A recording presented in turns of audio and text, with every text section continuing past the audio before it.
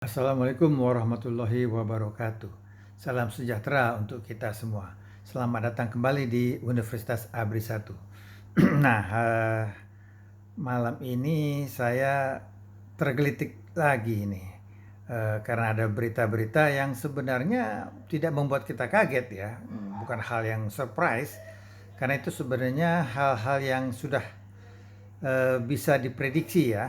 Pertama mengenai adanya orang yang bernama Sylvester Stallone made in Indonesia yang ternyata ya sangat sangat ya memalukan lah ya, sebagai orang yang katanya lulusan hukum, tetapi apa yang dia katakan itu sangat bertentangan dengan apa yang dia lakukan sekarang ya. Jadi yang dia lakukan sekarang terlihat sekali betapa pengecutnya ya, sama seperti bencong selebor orang bilang ya. Nah ini itu yang pertama. Yang kedua, berita terbaru, Immanuel Ebenezer Wamenaker ditangkap KPK dalam operasi tangkap tangan OTT.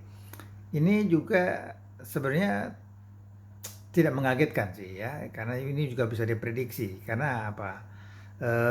Karena kita melihat orang-orang yang ada di belakangnya rejim yang lalu, ya itu memang kita sudah tahu kualitasnya ya.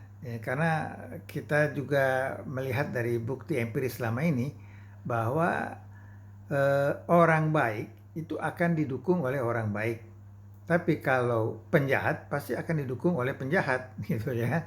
Nah, jadi dari situ bisa terlihat, dan bahkan bukan hanya katanya-katanya, dan saya sendiri pun sudah membuktikan secara empiris, mengalami sendiri ya, di mana waktu itu saya pernah ya dikriminalisasi.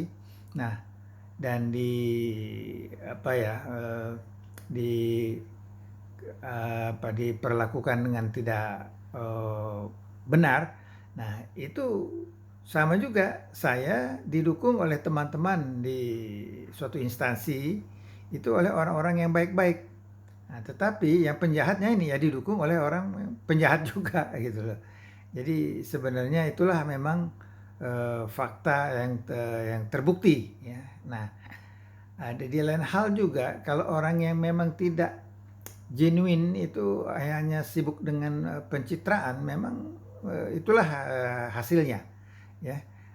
Seperti juga berita yang kita terima yang sangat mengenaskan, yaitu adanya seorang putri yang wafat dalam kondisi yang sangat menyedihkan, di mana tubuhnya dipenuhi oleh cacing.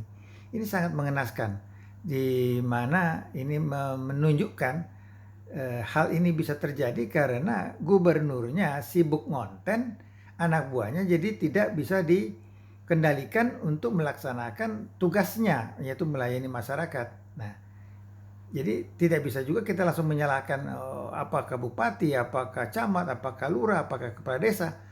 Karena apa? Karena mereka ini tidak dikelola dengan baik. Karena gubernurnya sibuk ngonten. Akhirnya terjadilah hal-hal yang seperti ini yang menyedihkan ya, terjadi di saat-saat masih dalam suasana hari ulang tahun kemerdekaan Indonesia. Jadi ini harusnya menjadi perhatian oleh Pak Prabowo, karena hal-hal ini sangat merongrong ya, seperti saya bilangkan, saya sampaikan sebelumnya, waspadalah, waspadalah, waspadalah Pak Prabowo, karena hal-hal ini memang sangat merongrong, merusak kinerja dari Pak Prabowo, di mana perjuangan Pak Prabowo akan dilihat menjadi sia-sia bila dikelilingi oleh orang-orang yang bertabiat buruk ya. Jadi Pak Prabowo harus secepatnya segera bersih-bersih, tunjukkan Pak Prabowo benar-benar mandiri ya, tidak lagi tergantung kepada siapapun. Dengan ini juga kita bisa paham ya, Pak Prabowo tidak perlu khawatir merasa untuk nanti seperti mengkhianati, tidak, ya, Pak Prabowo, you have got to do what you've got to do, ya. Ya, you just do it, ya. Karena toh, kita bisa menganggap ini hanyalah karma, karena yang sebelumnya mengkhianati, majikannya, maka sekarang dikhianati oleh Pak Prabowo itu hal yang karma, yang biasa, jadi tidak perlu dikhawatirkan. Saya rasa itu, himbauan saya kepada, Pak Prabowo, waspadalah, waspadalah, waspadalah. Demikian untuk saat ini. Wassalamualaikum warahmatullahi wabarakatuh.